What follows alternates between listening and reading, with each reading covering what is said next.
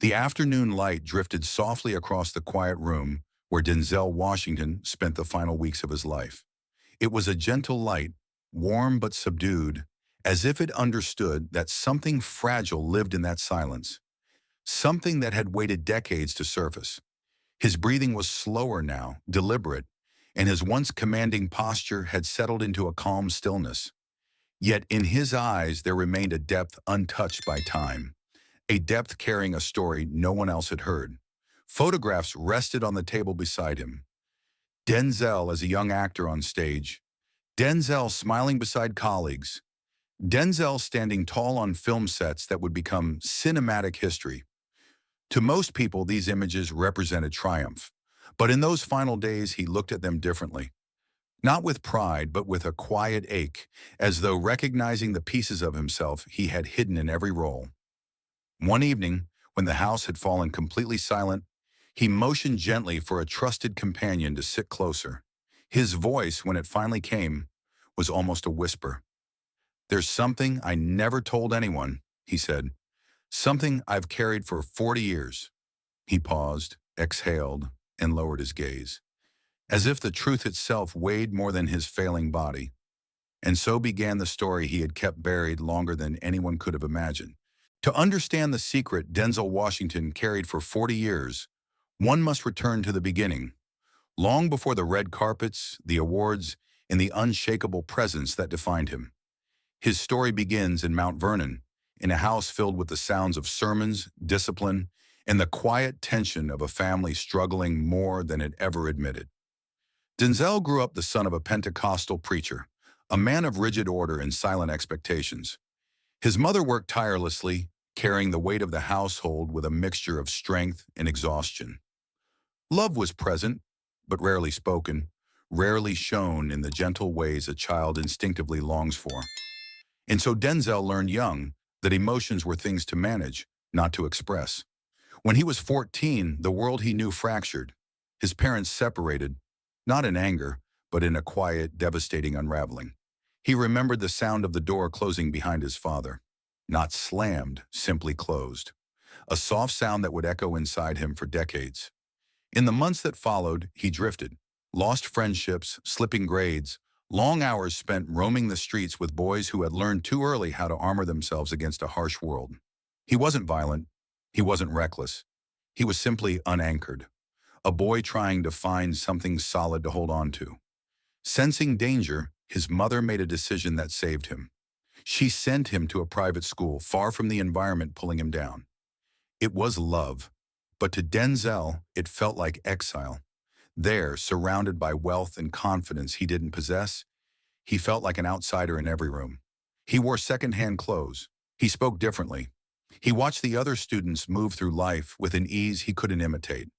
The wound took shape then, the belief that he didn't truly belong anywhere. It was a wound he would carry into adulthood, into fame, into every role he played, and eventually into the deepest truth he would confess only at the very end of his life. As Denzel Washington stepped into adulthood, something unmistakable awakened in him. On stage, beneath the sharp glow of a single spotlight, he found the one place where the world finally made sense. Acting didn't just give him expression, it gave him form, direction, purpose, a chance to become someone he could not be in real life. He auditioned for a college play almost on a whim, encouraged by a friend who saw something in him he had yet to recognize. The moment he spoke his first line, the room quieted. Not out of politeness but worship, but out of recognition. His presence filled the space with a gravity that felt both accidental and inevitable. From that moment, the ascent was rapid. Theater led to television. Television led to film. And film led to roles that reshaped American cinema. Glory, Malcolm X Training Day, Philadelphia. He became a symbol of intensity, dignity, and controlled power, a force audiences could feel before he even spoke. People praised him for his discipline, for his mastery, for his unshakable composure. But beneath that composure lived a fracture he could never fully seal. Every compliment felt like a temporary patch. Every award, a reassurance that never lasted. The boy who once felt unwanted had simply learned to perform worthiness better than anyone alive. Directors admired his precision. Actors feared and respected his focus. Critics called him unstoppable. But alone, in late-night hotel rooms filled with silence, in the quiet moments between takes, in the stillness after the cameras stopped, he sometimes felt the same ache he had known as a child. Do I really belong here? What happens if they see the real me? What if everything disappears? Success brought responsibility. Responsibility became pressure, and pressure became the invisible chain he carried through every decade of his career. He was adored by millions. But the more the world admired him, the more the wound inside him deepened. A wound formed long before fame, long before Hollywood, long before anyone knew his name. And as the years passed, the weight of that wound would begin to press harder, darker, until it forced its way into the last chapter of his life, the chapter none of his fans ever saw. With time, the world continued to see Denzel Washington as unwavering. A man carved from discipline, shaped by faith, guided by an internal compass few could match. But behind closed doors, far from the cameras, a quieter and darker reality had begun to take hold. It didn't arrive suddenly. It crept in slowly, like a shadow that first touches the edges of a room before swallowing the center. The fatigue appeared first, a heaviness that lingered long after a day's work. Then came the breathlessness, the moments of forgetting lines he once memorized effortlessly, the pauses in conversation that he brushed aside with a smile. Those around him noticed. He always said the same thing, "I'm just tired, that's all." But it wasn't all. Doctors spoke gently but firmly. They told him to slow down, to rest, to reconsider the pace he had maintained for decades. He nodded politely, thanked them, but returned to work anyway. Movement had always been his refuge. Stillness was dangerous. Because in stillness, the past returned. At night, he would sometimes sit alone in a dim corner of his home, one lamp glowing faintly beside him. The house was quiet, almost too quiet, and in that silence he felt echoes of the boy he once was. The boy who watched a father walk away, the boy who felt misplaced in a school that wasn't his, the boy who believed belonging was something earned rather than given. Illness weakens the body, but it also weakens the walls we build to protect ourselves. And as Denzel's physical strength faded, the emotional defenses he had carried for a lifetime began to crumble. He became gentler, more reflective, less guarded. Friends thought he was simply growing older, softening with time. But something deeper was happening, a reckoning he could no longer postpone. The truth he had buried beneath decades of excellence was pushing upward, asking to be named. There were nights when he woke abruptly, breath tight, heart pounding, not from pain but from a fear he recognized too well. What if the world finally sees who I really am?